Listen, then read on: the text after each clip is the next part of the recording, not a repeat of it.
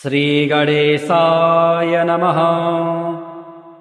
अथ श्री विष्णुस्तोत्रम्। राजा उवाच श्रियः कान्त नमस्तेस्तु श्रीपते पीतवाससे श्रीद श्रीश श्रीनिवास नमस्ते श्रीनिकेतन। आद्यं पुरुषमीशानं सर्वेशं सर्वतोमुखं निष्कलं परमं देवं प्रणतोऽस्मि सनातनं। शब्दातीतं गुणातीतं भावाभावविवर्जितं निर्लेपं निर्गुणं सूक्ष्मं सर्वज्ञं सर्वभावनं। प्रावीणमेघप्रतीकाशं गोब्राह्मणहिते रतं सर्वेषामेव गोप्तारं व्यापिनं सर्वभाविनं। शङ्खचक्रधरं देवं गदामूषलधारिणं नमस्येऽहं हृषीकेशं सर्वपापहरं हरिं। नागपर्यङ्कशयनं क्षीरोदार्णवशायिनं नमस्येऽहं हृषीकेशं सर्वपापहरं हरिं। पुनस्त्वां देवदेवेशं नमस्ये वरदं विभुं सर्वलोकेश्वरं विष्णुं मोक्षकारणमव्ययम्। आदिदेवं जगत्कारणं श्रीधरं लोकनाथं विभुं व्यापकं शङ्करं सर्वभक्तिष्टदं मुक्तिदं माधवं सत्यनारायणं विष्णुमी संभजे। सर्वदा लोककल्याणपारायणं देवगोविप्ररक्षार्थसद्विग्रहं दीनहीनात्मभक्ताश्रयं सुन्दरं सत्यनारायणं विष्णुमी संभजे। दक्षिणे यस्य गङ्गा शुभा शोभते राजते सारमायस्य वामे सदा। यः प्रसन्नाननो भाति भव्यच्युतं सत्यनारायणं विष्णुमी संभजे। सङ्कटे सङ्गरे यं जनः सर्वदा स्वात्मभिनाशनाय स्मरेत् पीडितः पूर्णकृत्यो भवेत् यत्प्रसादाच्यतं सत्यनारायणं विष्णुमी संभजे। वाञ्छितं दुर्लभं यो ददाति प्रभुः साधवे स्वात्मभक्ताय भक्तिप्रियः। सर्वभूताश्रयं तं हि विश्वम्भरं सत्यनारायणं विष्णुमी संभजे। ब्राह्मणः साधु वैश्यश्चतुङ्गध्वजो ये भवन् विश्रुतायस्य भक्त्यामरा। लीलया यस्य विश्वं ततं तं विभुं सत्यनारायणं विष्णुमी संभजे। येन चाब्रह्मबालतृणं धार्यते सृज्यते पाल्यते सर्वमेतज्जगत्। भक्तभावप्रियं श्रीदयासागरं सत्यनारायणं विष्णुमी संभजे। सर्वकामप्रदं सर्वदा सत्प्रियं वन्दितं देवविन्दे मुनीन्द्रार्चितं पुत्रपौत्रादिसर्वेष्टदं शाश्वतं सत्यनारायणं विष्णुमीशं भजे। अष्टकं सत्यदेवस्य भक्त्या नरः भावयोक्तो मोदाय स्त्रीसन्ध्यं पठेत् तस्य नश्यन्ति पापानि तेनाग्निना इन्धनानीव शुष्काणि सर्वाणि वै। राजा उवाच श्रियः कान्त नमस्तेस्तु श्रीपते पीतवाससे श्रीद श्रीश श्रीनिवास नमस्ते श्रीनिकेतन।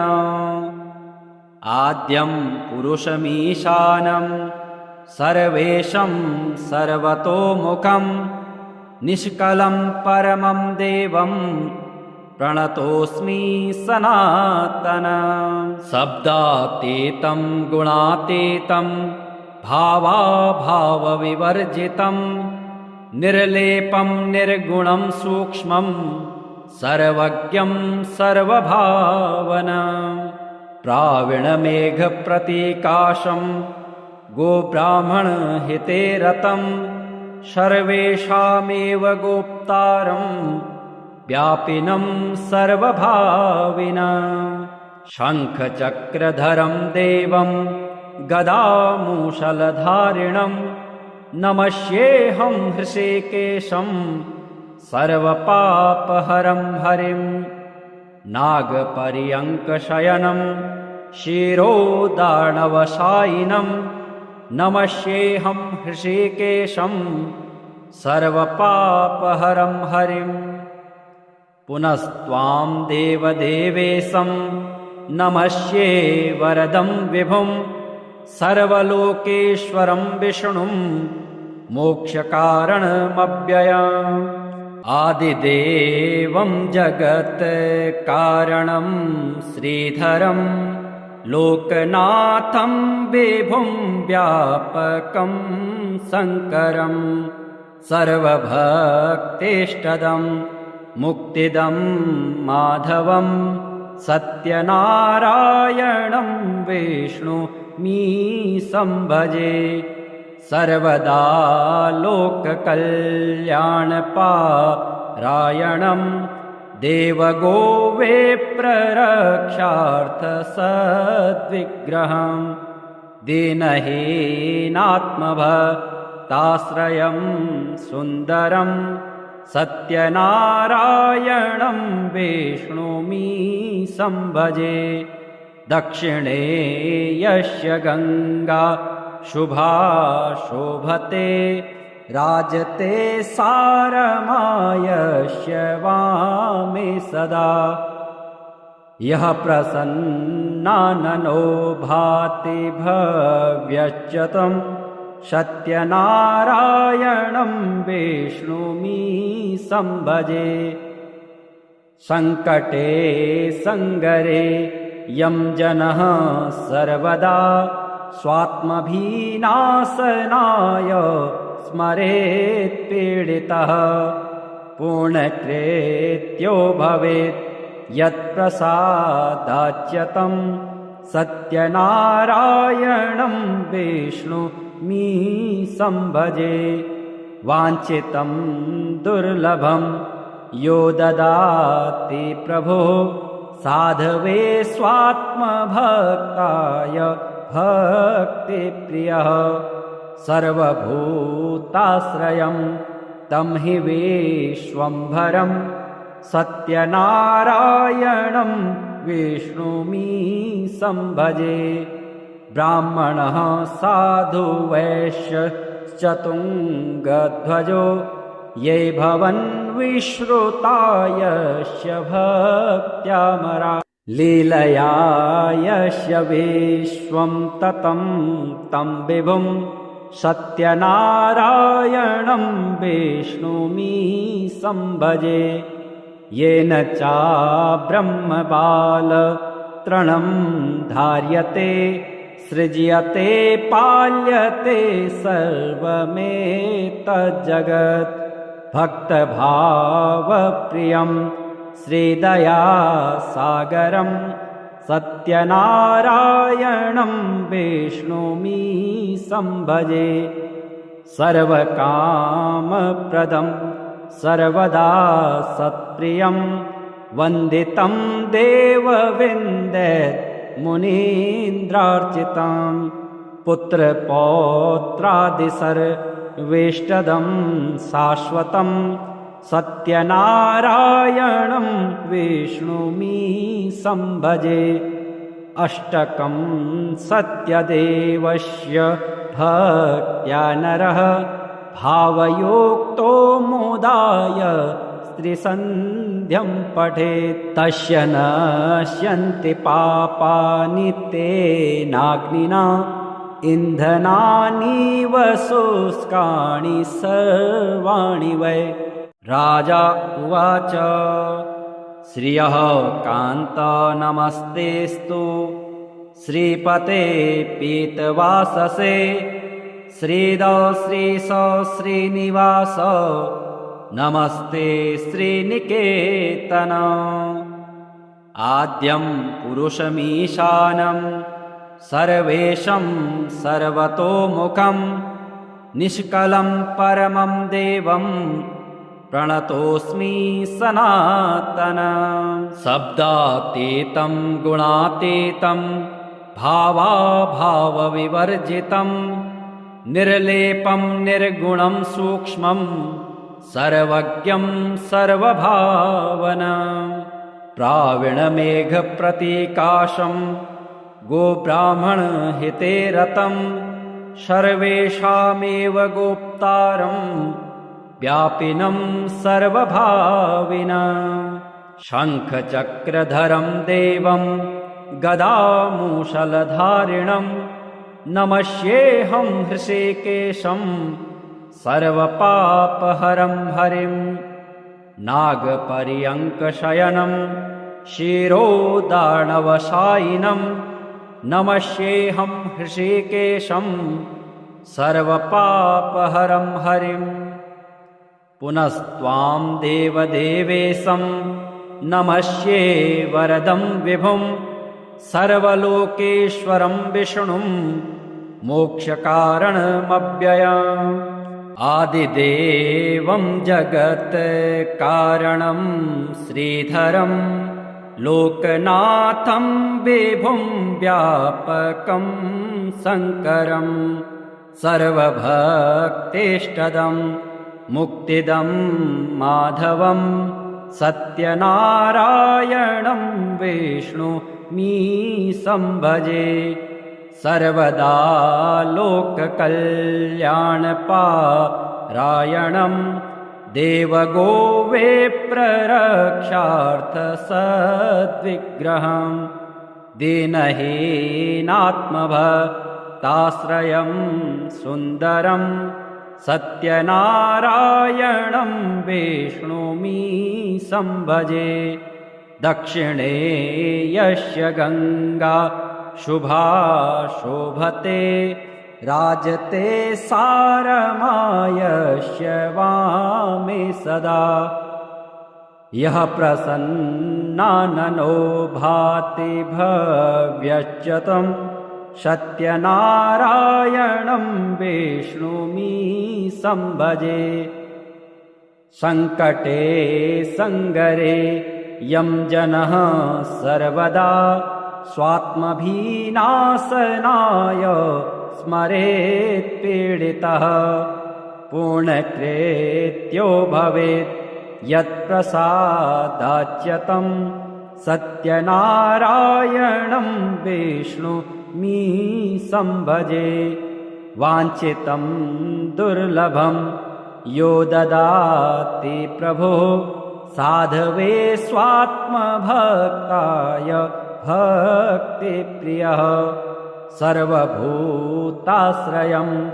तं हि विश्वम्भरं सत्यनारायणं विष्णुमीशं भजे ब्राह्मणः साधु वैश्यश्चतुङ्गध्वजो ये भवन् विश्रुता यस्य भक्त्यामरा लीलया यस्य विश्वं ततं तं विभुं सत्यनारायणं विष्णुमीशं भजे येन चाब्रह्मबालतृणं धार्यते सृज्यते पाल्यते सर्वमेतज्जगत् भक्तभावप्रियं श्रीदयासागरं सत्यनारायणं विष्णुमीशं भजे सर्वकामप्रदं सर्वदा सत्प्रियं वन्दितं देवविन्दत् मुनीन्द्रार्चितां पुत्रपौत्रादिसर्वेष्टदं शाश्वतं सत्यनारायणं विष्णुमीशं भजे अष्टकं सत्यदेवस्य भक्त्या नरः भावयोक्तो मोदाय त्रिसन्ध्यं पठेत् तस्य नश्यन्ति पापानि तेनाग्निना इन्धनानीव शुष्काणि सर्वाणि वै राजा उवाच श्रियः कान्त नमस्तेस्तु श्रीपते पीतवाससे श्रीद श्रीश श्रीनिवास नमस्ते श्रीनिकेतन आद्यं पुरुषमीशानं सर्वेशं सर्वतोमुखं निष्कलं परमं देवं प्रणतोऽस्मि सनातनं शब्दातीतं गुणातीतं भावाभावविवर्जितं निर्लेपं निर्गुणं सूक्ष्मं सर्वज्ञं सर्वभावना प्राविणमेघप्रतीकाशं गोब्राह्मणहिते रतं सर्वेषामेव गोप्तारं व्यापिनं सर्वभाविना शङ्खचक्रधरं देवं गदामूषलधारिणं नमस्येऽहं हृषीकेशं सर्वपापहरं हरिं नागपर्यङ्कशयनं शिरोदार्णवशायिनं नमस्येऽहं हृषीकेशं सर्वपापहरं हरिम् पुनस्त्वां देवदेवेशं नमस्ये वरदं विभुं सर्वलोकेश्वरं विष्णुं मोक्षकारणमव्ययम् आदिदेवं जगत्कारणं श्रीधरं लोकनाथं विभुं व्यापकं शङ्करं सर्वभक्तेष्टदं मुक्तिदं माधवं सत्यनारायणं विष्णुमीशं भजे सर्वदा लोककल्याणपारायणं देवगोविप्ररक्षार्थसद्विग्रहं दीनहीनात्मभक्ताश्रयं सुन्दरं सत्यनारायणं विष्णुमीशं भजे दक्षिणे यस्य गङ्गा शुभा शोभते राजते सारमायस्य वामे सदा यः प्रसन्नाननो भाति भव्यच्युतं सत्यनारायणं विष्णुमीशं भजे सङ्कटे सङ्गरे यं जनः सर्वदा स्वात्मभीनाशनाय स्मरेत् पीडितः पूर्णकृत्यो भवेत् यत्प्रसादाच्यतं सत्यनारायणं विष्णुमीशं मी संभजे। वाञ्छितं दुर्लभं यो ददाति प्रभो साधवे स्वात्मभक्ताय भक्तिप्रियः। सर्वभूताश्रयं तं हि विश्वम्भरं सत्यनारायणं विष्णुमी संभजे।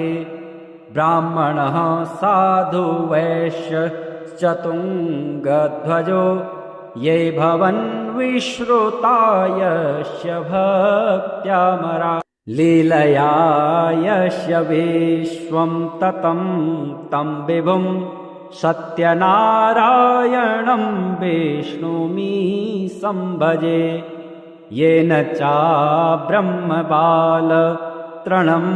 धार्यते सृज्यते पाल्यते सर्वमेतज्जगत्। भक्तभावप्रियं श्रीदयासागरं सत्यनारायणं विष्णुमी संभजे। सर्वकामप्रदं सर्वदा सत्प्रियं वन्दितं देवविन्दत् मुनीन्द्रार्चितं। पुत्रपौत्रादिसर्वेष्टदं शाश्वतं सत्यनारायणं विष्णुमी संभजे। अष्टकं सत्यदेवस्य भक्त्या नरः भावयोक्तो मोदाय स्त्रीसन्ध्यं पठेत्। तस्य नश्यन्ति पापानि तेनाग्निना इन्धनानीव शुष्काणि सर्वाणि वै। राजा उवाच श्रियः कान्त नमस्तेस्तु श्रीपते पीतवाससे। श्रीद श्रीश श्रीनिवास नमस्ते श्रीनिकेतन। आद्यं पुरुषमीशानं सर्वेशं सर्वतोमुखं निष्कलं परमं देवं प्रणतोऽस्मि सनातनं। शब्दातीतं गुणातीतं भावाभावविवर्जितं निर्लेपं निर्गुणं सूक्ष्मं सर्वज्ञं सर्वभावनं। प्राविणमेघप्रतीकाशं गोब्राह्मणहिते रतं सर्वेषामेव गोप्तारं व्यापिनं सर्वभाविनं। शङ्खचक्रधरं देवं गदामूषलधारिणं नमस्येऽहं हृषीकेशं सर्वपापहरं हरिं। नागपर्यङ्कशयनं शिरोदार्णवशायिनं नमस्येऽहं हृषीकेशं सर्वपापहरं हरिम्।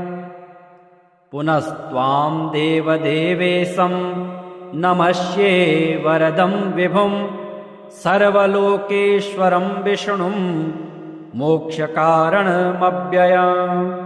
आदिदेवं जगत्कारणं श्रीधरं लोकनाथं विभुं व्यापकं शङ्करं सर्वभक्तेष्टदं मुक्तिदं माधवं सत्यनारायणं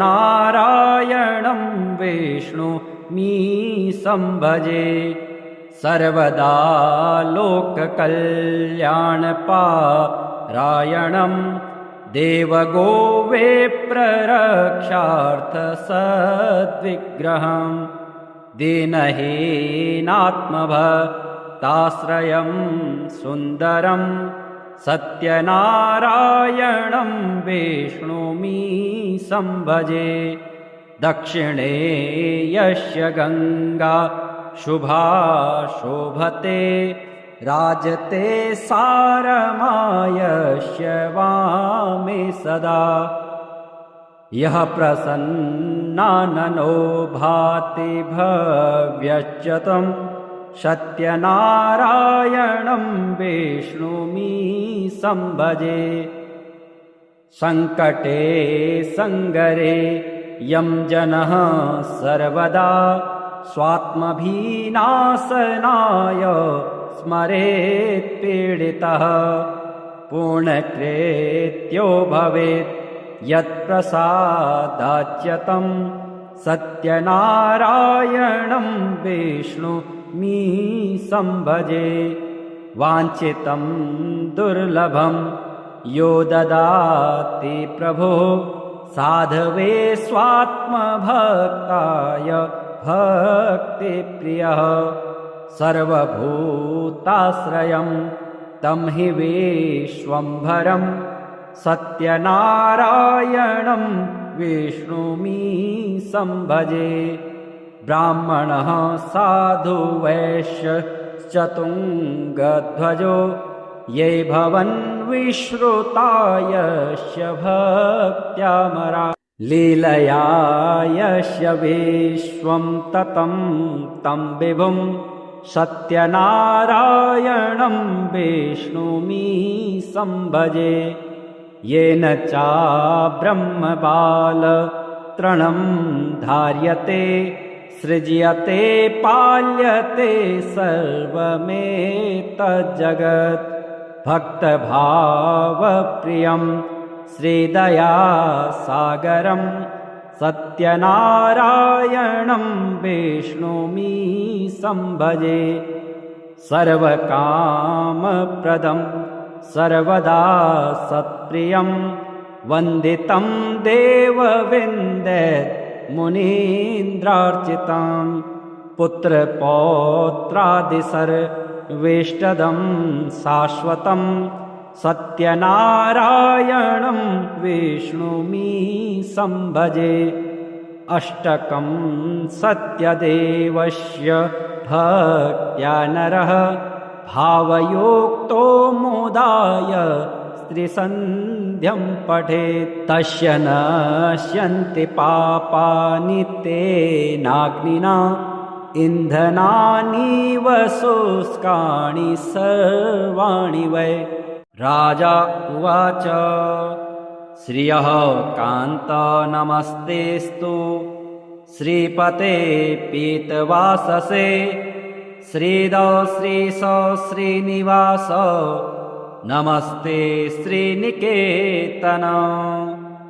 आद्यं पुरुषमीशानं सर्वेशं सर्वतोमुखं निष्कलं परमं देवं प्रणतोऽस्मि सनातनं। शब्दातीतं गुणातीतं भावाभावविवर्जितं निर्लेपं निर्गुणं सूक्ष्मं सर्वज्ञं सर्वभावनं। प्रावीणमेघप्रतीकाशं गोब्राह्मणहिते रतं सर्वेषामेव गोप्तारं व्यापिनं सर्वभाविनं। शङ्खचक्रधरं देवं गदामूषलधारिणं नमस्येऽहं हृषीकेशं सर्वपापहरं हरिं। नागपर्यङ्कशयनं शिरोदार्णवशायिनं नमस्येऽहं हृषीकेशं सर्वपापहरं हरिं। पुनस्त्वां देवदेवेशं नमस्ये वरदं विभुं सर्वलोकेश्वरं विष्णुं मोक्षकारणमव्ययम्।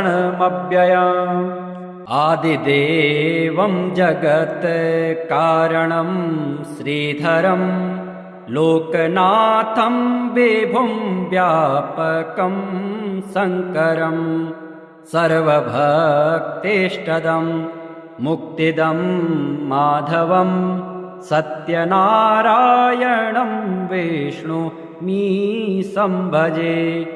सर्वदा लोककल्याणपारायणं देवगोविप्ररक्षार्थसद्विग्रहं दीनहीनात्मभक्तानां भक्ताश्रयं सुन्दरं सत्यनारायणं विष्णुमी संभजे। दक्षिणे यस्य गंगा शुभा शोभते, राजते सारमायस्य वामे सदा।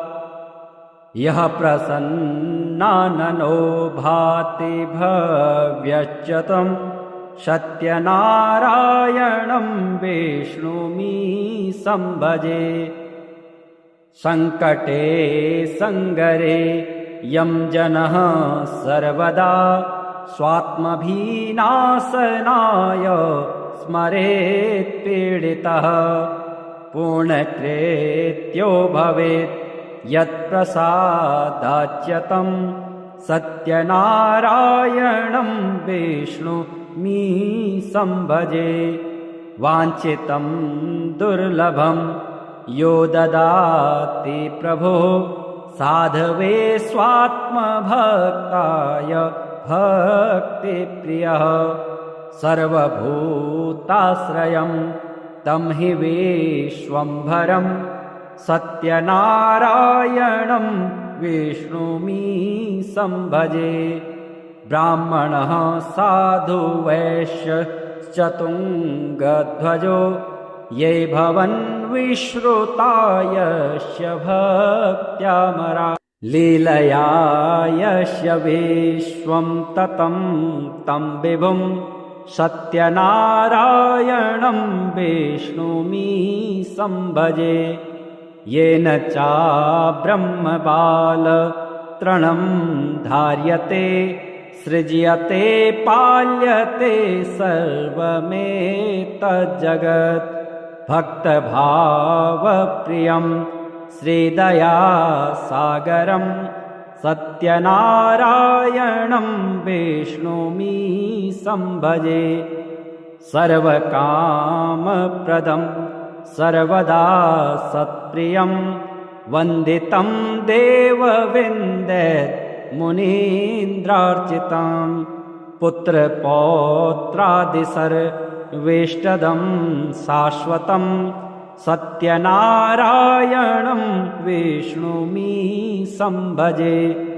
अष्टकं सत्यदेवस्य भक्त्या नरः, भावयुक्तो मोदाय स्त्रीसन्ध्यं पठेत्। तस्य नश्यन्ति पापानि तेनाग्निना, इन्धनानीव शुष्काणि सर्वाणि वै। राजा उवाच श्रियः कान्त नमस्तेस्तु, श्रीपते पीतवाससे। श्रीद श्रीश श्रीनिवास, नमस्ते श्रीनिकेतन। आद्यं पुरुषमीशानं, सर्वेशं सर्वतोमुखं। निष्कलं परमं देवं, प्रणतोऽस्मि सनातनं। शब्दातीतं गुणातीतं, भावाभावविवर्जितं। निर्लेपं निर्गुणं सूक्ष्मं, सर्वज्ञं सर्वभावनं। प्रावीणमेघप्रतीकाशं, गोब्राह्मणहिते रतं। सर्वेषामेव गोप्तारं, व्यापिनं सर्वभाविनं।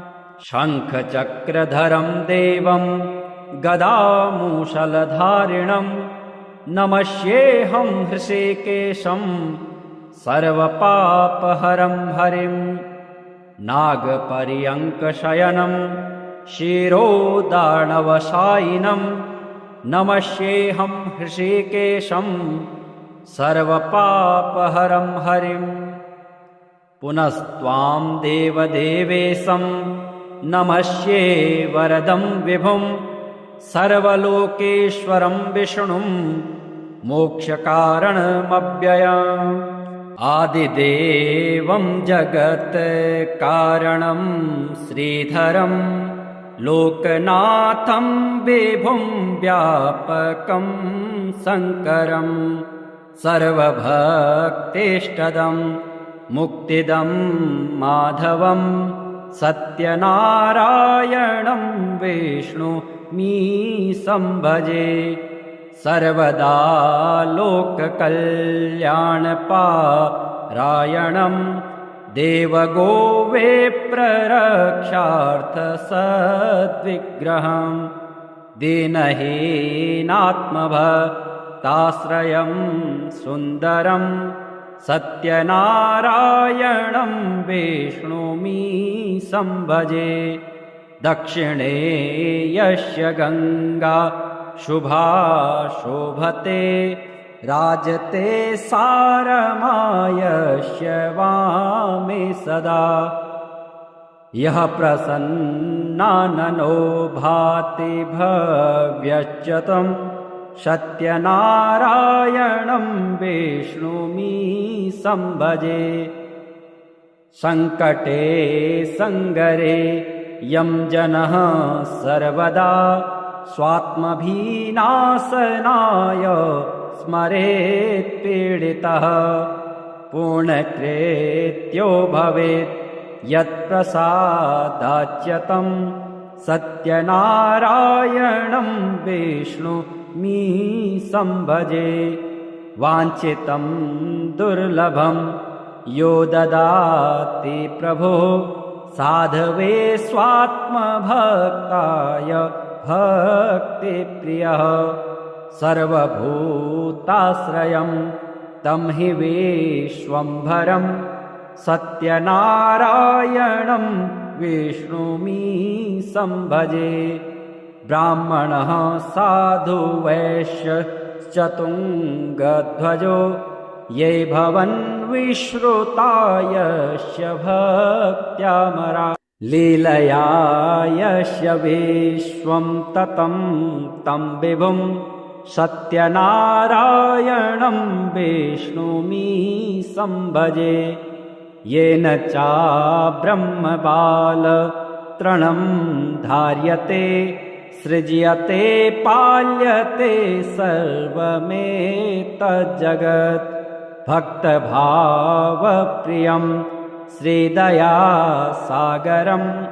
सत्यनारायणं विष्णुमीशं भजे सर्वकामप्रदं सर्वदा सत्प्रियं वन्दितं देवविन्दत् मुनीन्द्रार्चितां पुत्रपौत्रादिसर्वेष्टदं शाश्वतं सत्यनारायणं विष्णुमीशं भजे अष्टकं सत्यदेवस्य भक्त्या नरः भावयोक्तो मोदाय स्त्रीसन्ध्यं पठेत् तस्य नश्यन्ति पापानि तेनाग्निना इन्धनानि शुष्कानि सर्वाणि वै